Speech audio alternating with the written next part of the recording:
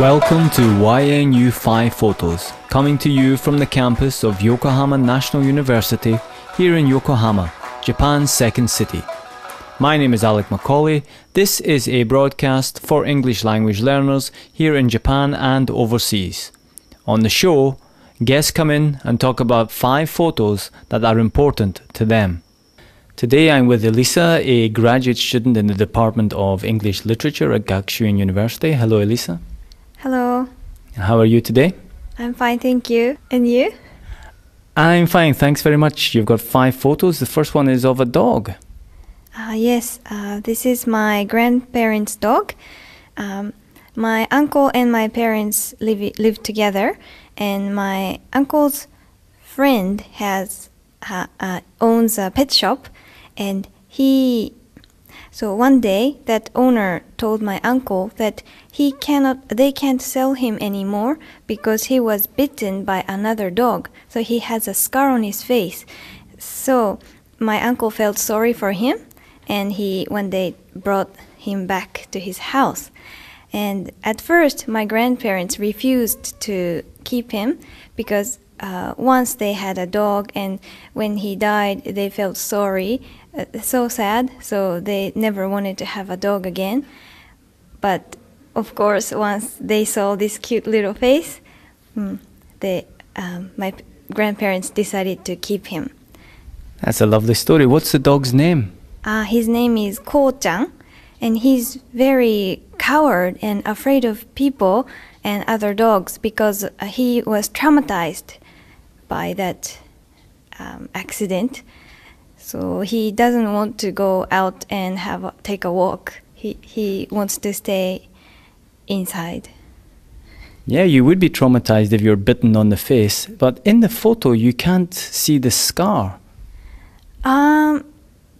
Yes, because he has fluffy hair, I think it helps. So his cute face is still cute. Okay, thanks. And photo number 2 is another animal? Yes, this is our pet hamster. Her name is Toy. I named her Toy because she's so tiny. She was so tiny and looked like a toy, so I named her Toy. And one day she had a big adventure in her life. We usually let her outside of the cage, go out of the cage, and she had a ran around or walk around in the room. And as usual, we let her out of the cage. It was New Year's Eve, and so for a split second we were distracted by something and we weren't watching her, and then she disappeared. So we were panicked and we looked for her, and then we found this small hole on the wall.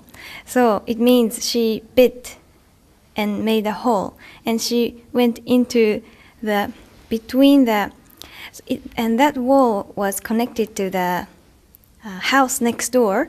We are living in an apartment building, and then she loved that place because it was dark and thin and narrow and long.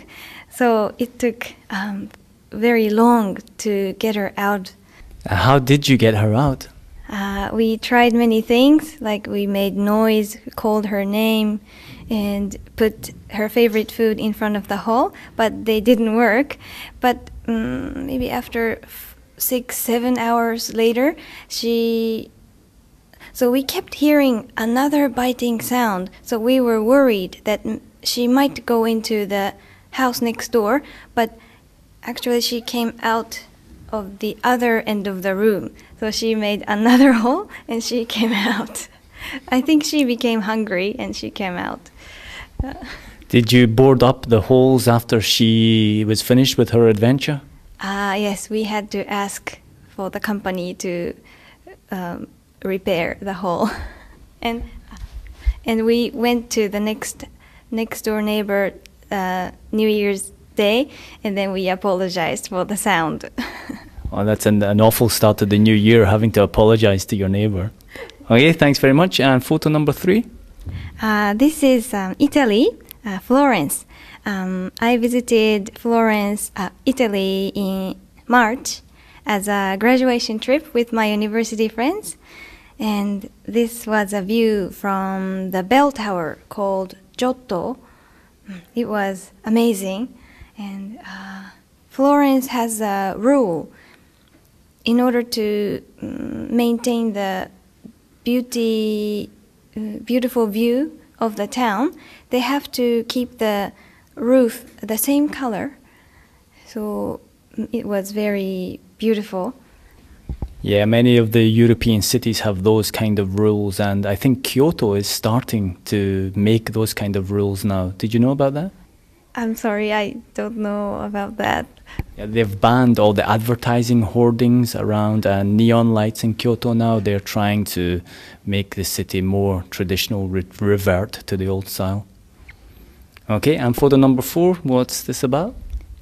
This baby is my friend's daughter.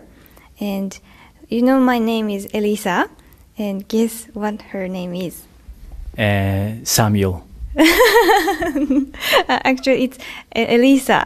So Elisa and Elisa, and there's a story behind it. So my friend had always wanted to name her baby daughter Elisa, but she never met actual person whose name is Elisa. So when she met me, she was very excited, and she really decided, oh, I'm going to name my daughter Elisa, and she actually did. Wow, and are the kanji characters for your names the same? It's different. And how did you come to be named Elisa?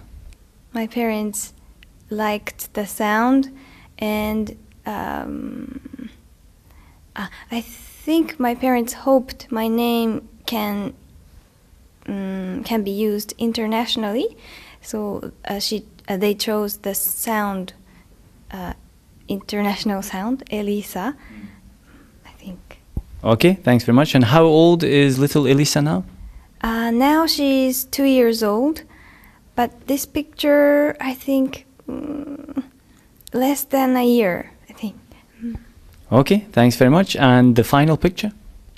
The final picture is when I was in high school. I was in a choir club, and we had a musical every year for a school festival. And this was, we arranged Shakespeare's Midsummer Night's Dream into short version. We called it Pak, and because this was our last year of the club, we had to play kind of a main roles, and I actually didn't want to play the big part, but I played a heroine, so this was a memorable picture. And was the play a success?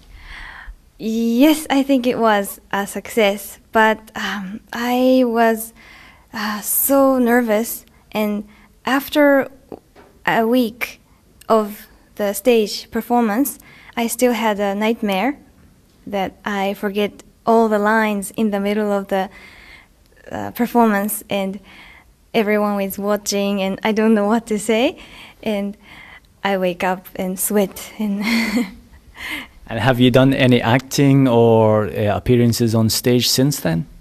No, that was my last time. Okay, thanks very much, Elisa. Thank you very much.